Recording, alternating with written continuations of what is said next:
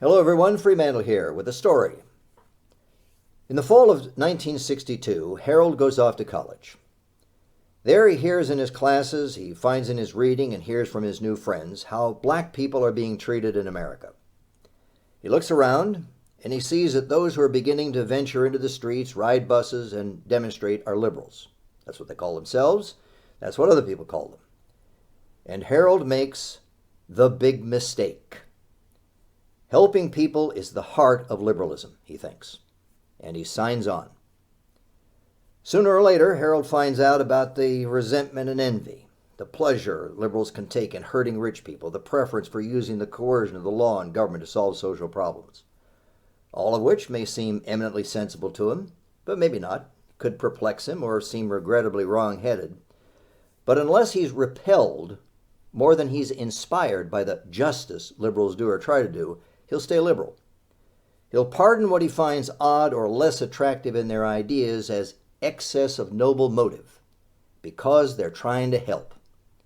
They are, he will remind himself, good people. Nothing has done more to give liberalism its clout in American life than the belief that the liberal is a good person who's just trying to help others. No judgment in support of it has ever been more effective. The long political dominance of the more liberal political party and a rising water of liberal programs for the past 50 years are really just the least consequences.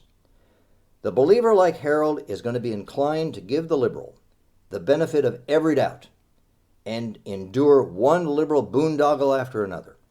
For after all, good people needn't be perfect. No one is, people say. Liberals can make mistakes, they can act out of ignorance, be inconsistent. Sure, it's only human.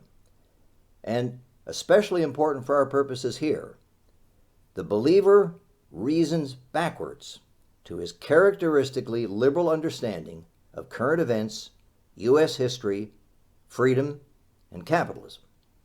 He thinks liberals are trying to help, so they don't do things that aren't needed to help. They wouldn't pass minimum wage laws if wages were high. So in the days before minimum wage laws, they must have been low.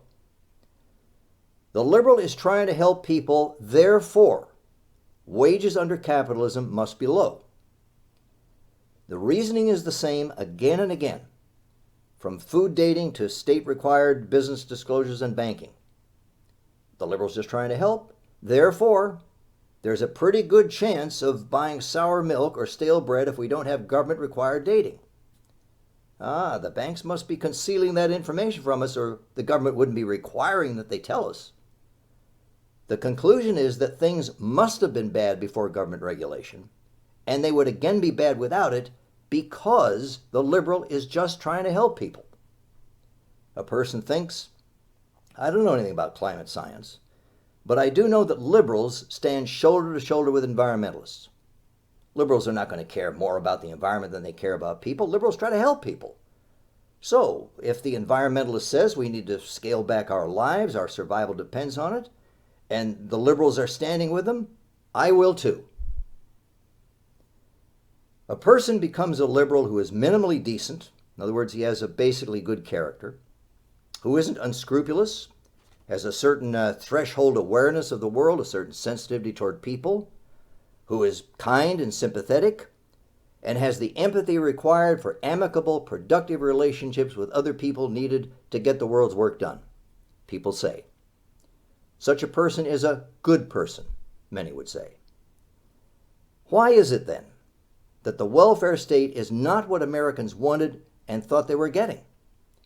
A helping hand when they're in trouble, otherwise staying out of their lives, the lives they want to live, if liberals are good people. Why is the liberal constantly manufacturing regulations, laws, so-called social policies to direct people's lives? Often where there's been no complaint from anybody about how things are going. The liberal government always seeming to advance in people's affairs. Why is that? Fill out the census form with everything they want to know about your life, or suffer legal consequences. For students on many American college campuses, speech codes. Say something that could be offensive to a member of this or that liberal-favored group, and you'll be punished. We're the IRS. You give us the money we say you owe. Don't worry about any legal proceedings where you're represented by your choice of counsel, and we'll figure out later whether we're making a mistake. For now, you turn over the money or else. Set-asides, proportional representation, in other words, quotas. Protected classes in the law, where justice is not only not blind, it's given binoculars and a microscope. You want to have a garage sale? You'll need a permit from the city. That's an actual law in California. You may be entirely satisfied with your health insurance, but from now on, you're going to get your health care through the government. And if you don't sign up for it, we'll fine you. The public is getting a taste here of what it's like to be somebody running a business in our free enterprise economy.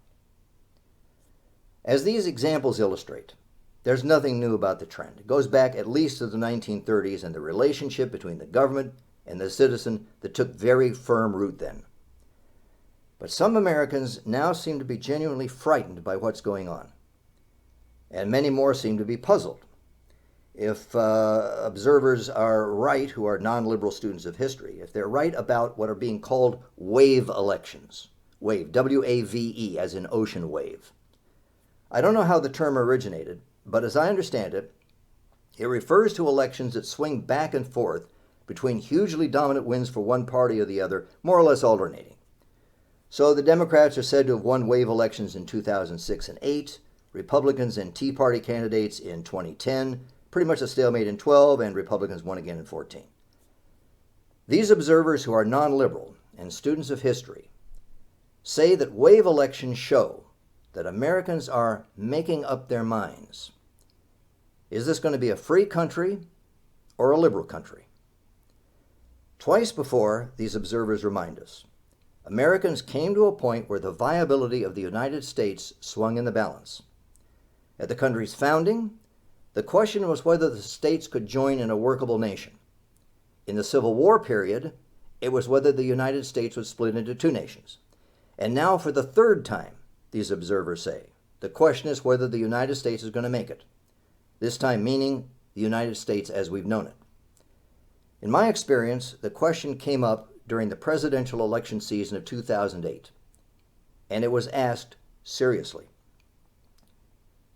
Are Americans ready at long last now, to kick over the last traces of the Founding Fathers' vision for America, stop drifting and sliding, and embark conscientiously on creating a totally political America? Total politics, totalitarian politics, totalitarian politics. How did we reach this pass? Why isn't our liberal welfare state just a friend in need? I raised these questions in a video called 9 Mistakes About Liberalism, and there I give a small answer to the questions. That wasn't the place for the main answer, as it seems to me, which I'm now going to give you. Why did liberalism have to work out this way? Because liberalism is a set of principles, and that's how principles work. The main reason people are surprised at what liberalism is turning the country into is that they don't understand how principles work. They think you can just pick and choose. You can have a dictated economy, one where the government presides over the economy the way a dictator presides over a nation. But you can also have all the civil rights Americans have always had. You can have so-called consumer protection legislation and the FDA and the EPA, but you don't have to have the government controlling how you raise your kids. You just select what you want. It's like a shopping expedition, you see. I go into the grocery store. Well, let's see. I need some progressive taxation. I better take a couple of cans of that. And more land for parks? Oh, on special today. Oh, okay. Secret police? No, I'll pass that up. The government could really lose a few pounds anyway. I call this the shopping expedition conception of principles. That's not how principles work. A principle tells you how to handle all the cases of a certain kind. Example, let sleeping dogs lie. That tells you to leave all sleeping dogs alone, not just some, not just when you're in the mood, but all the time. Every time you come across a sleeping dog, leave it alone. And if that's a principle you actually live by and don't just pay lip service to, let sleeping dogs lie, that's exactly what you do. Every single time you come across a sleeping dog. If that's the principle you live by, You are committed. Every time you could let a sleeping dog lie, that's what you do. If you live by a principle, you follow it every time you can follow it, without any exception. The only thing that can cut off a principle is another principle, and then that principle will work just the way I'm describing. If your principle has consequences you don't like, the only way you can block them is to invoke another principle that says, don't follow the principle here. And you'll follow that principle every time you wind up in this same place. That's how principles work. That's how your principles work, and mine, and how liberal principles work. Because that's how human thought works. Let's bring all this home. One liberal principle says, the job of the government is to run society. If that's a person's principle, one he lives by, he will do what he can, consistent with his other principles, to help the government run everything that makes up society.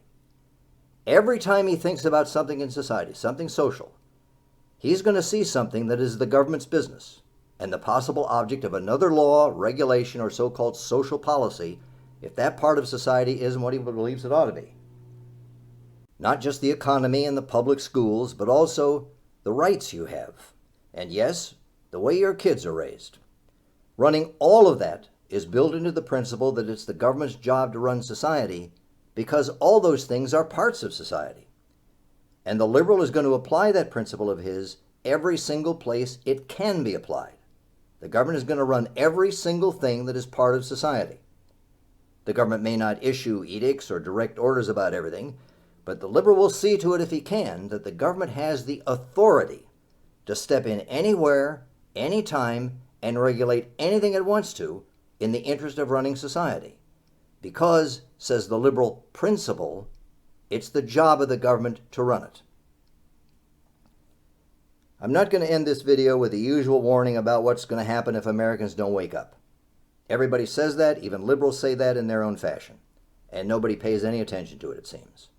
Or they're so distressed or bored by hearing it, they just push it away, they don't want to think about it, and they go right on with their private lives. I just leave you with the current situation in America. A cliffhanger, come to that. And instead of saying, thank you for listening, I will close with, think about it.